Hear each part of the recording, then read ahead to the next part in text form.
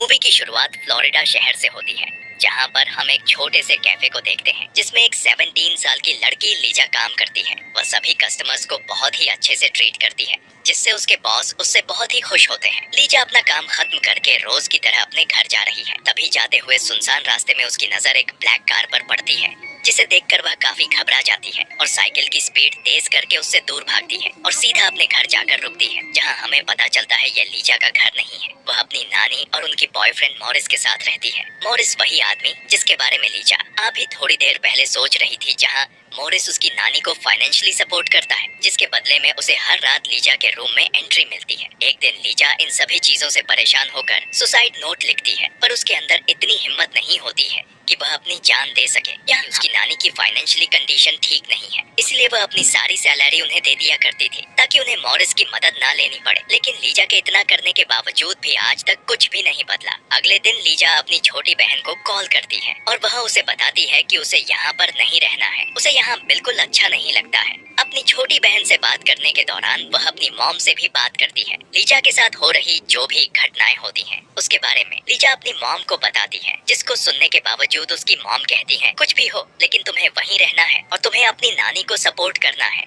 और यह सब कहकर उसकी मॉम फोन रख देती है। अब हम यहाँ देखते हैं कि लीजा की जिंदगी पूरी तरीके से नर्क बन चुकी थी, लेकिन क्या इससे भी बुरा और भी कुछ हो सकता था? अब यहाँ हम देखते हैं लीजा की जिंदगी में इससे भी बड़ा तूफान आने वाला था, जो कि लीजा की जिंदगी को बिल्कुल झकझोर के रख देगा। अगले दिन जब वो कैफे से निकलती है तो उसे रास्ते में फिर से वही ब्लैक कार दिखाई देती है, जिसको उसने पिछली रात को देखा था। इस वजह से एक आदमी आता है और उसे पकड़ लेता है और उसे किडनैप कर लेता है। वो लीजा को ब्लैक रंग की कार में ले जाता है और उसके साथ बहुत गलत काम करता है। और इतना ही नहीं, उसके बाद वो उसे एक फ्लैट पर ले जाता है। जब वो आदमी उसको लेकर के उस कार में आता है तो वो उसकी आंखों पर पट्टी बांध देता है ताकि लीजा उसके चेहरे को ना देख सके। अब लीजा इस बात को तो समझ चुकी थी कि वह आदमी नहीं, वो एक साइको है। अब लीजा यहाँ पर सोचती है यह सब कुछ उसके साथ कोई पहली बार नहीं हुआ, यह सब तो उसकी नानी के घर में अक्सर होता रहता था। अब लीजा के लिए यहाँ पर सबसे इम्पोर्टेंट है कि उसका जिंदा रहना और वो यहाँ से कैसे निकले, इसके बारे में भी वह सोचती है। अब हम लीजा को देखते हैं कि वो आदमी उसके साथ बहुत गलत करता है, लेकिन उसके बावजूद लीजा उसके साथ बहुत अच्छे से पेश आती है। उससे वह बहुत प्यार से बात करती है और हमेशा सॉरी बोलती रहती है। लीजा यहाँ पर सोचती है कि उस आदमी के साथ जरूर किसी लड़की ने बहुत गलत किया है, तभी वह इस तरीके से साइको हो गया है।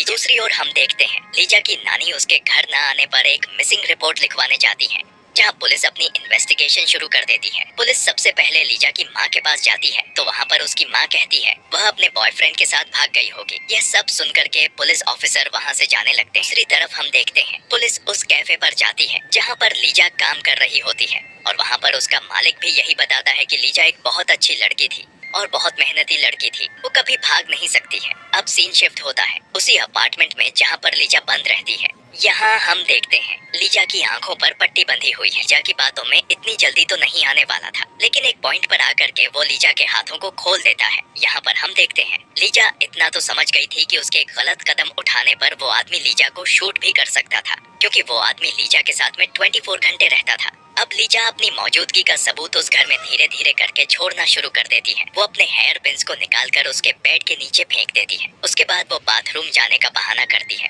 जहाँ पर सामने लगे मिरर पर अपने फिंगरप्रिंट्स भी बना देती है और वहाँ बाथरूम में रखा हुआ एक जोड़ी सूज भी उसको नजर आता है। इसलिए वो गेट को फोर्सफुली खोलकर अंदर चला जाता है, लेकिन लीजा यहाँ पर नॉर्मल रिएक्ट करती है। वो यहाँ पर उसके साथ ऐसा प्रिटेंड करती है कि उसे उसकी बहुत ज्यादा फिक्र है। एक रात जब वो आदमी सो रहा होता है तब वो चुपचाप उठकर उसके फोन से कॉल लगाने की कोशिश करती है। जब वहाँ पहले दिन आई थी तभी उसको यह अंदाजा हो गया था कि इस घर में एक टेलीफोन है, लेकिन इससे पहले वो कॉल लगा पाती वो आदमी जग जाता है और वो लीजा को पकड़ लेता है। वो आदमी लीजा से कहता है कि तुम बहुत ज्यादा चालाकी दिखा रही हो। यहाँ पर हम देखते हैं वो आदमी बहुत ज्यादा वायलेंट हो चुका था। यहाँ पर वो लीजा को जान से मारने की कोशिश करता है, लेकिन लीजा इस पर कहती है वो सिर्फ अपने बीमार पिता की तबीयत पूछने के लिए कॉल कर रही थी। शांत हो जाता है। ऐसी कंडीशन में उसकी बहन की कही हुई बातें लीजा को याद आती है। उसकी छोटी बहन ने उससे कहा था चाहे कोई भी हालात हो लेकिन कभी भी गिव अप मत करना। एक दिन जब वो आदमी लीजा के क्लोज जाता है तब लीजा उससे कहती है अगर तुम मुझे छोड़ दोगे तो मैं कभी भी किसी से कुछ नहीं कहूंगी और मैं तुम्हारी गर्लफ्रेंड अपनी मर्जी से बन जाऊंगी। मैं कभी भी तुम्हें छोड़कर कहीं नहीं जाऊंगी, तुम्हारा ख्याल रखूंगी, तुम्हारे साथ में रहूंगी। ये सारी बातें सुनकर वो पागल आदमी लीजा से बहुत ज्यादा इम्प्रेस हो जाता है और उसे छोड़ने के लिए तैयार भी हो जाता है। वहीं दूसरी तरफ हम देखते हैं फ्लोरिडा पुलिस डिपार्टमेंट में एक सीरियल सीरियल किलर के बारे में पता चलता है जिसने पिछले 6 महीने में कई लड़कियों को जान से मारा था। वो आदमी भी इस न्यूज को देख रहा होता है और तभी वो सोचता है कि यही सही समय है लीजा को छोड़ने का, क्योंकि पुलिस तो इतने बड़े केस को सॉल्व करने में बिजी है और इस वक्त पुलिस ऐसे छोटे मोटे केस पर ध्यान भी नहीं देगी। और वैसे भी लीजा ने तो उसे देखा ही नहीं है जिससे कि वो उसे पहचान सके। और यही सब सोचकर वो आदमी लीजा को उसी कार में बिठाता है और एक सुनसान जगह पर लेकर जाता है। इस सुनसान जगह पर आने के बाद ढल जाता है। तभी वो लीजा से कहता है, ठीक है, लेकिन अगर पुलिस तुमसे पूछे तो तुम बताना मैं एक काला आदमी और शॉर्ट हाइट वाला हूँ। और इतना बोलकर वो आदमी उसे छोड़कर वहाँ से चला जाता है। लीजा भी वहाँ से भागती हुई अपने घर को चली जाती है, जहाँ वो अपनी नानी से बताती है कि एक आदमी ने उसे किडनैप कर लिया था, लेकिन यहाँ पर उसकी बातों पर कोई यकीन नहीं करता है। अब यह सबका यही कहना था कि अगर उसके साथ में कुछ भी गलत हुआ है तो उसकी बॉडी पर कोई भी निशान क्यों नहीं है, और यदि उसके हाथ पांव खुले हुए थे तो उसने वहाँ से भागने की कोशिश क्यों नहीं की या फिर चिल्लाई क्यों नहीं। पर लीजा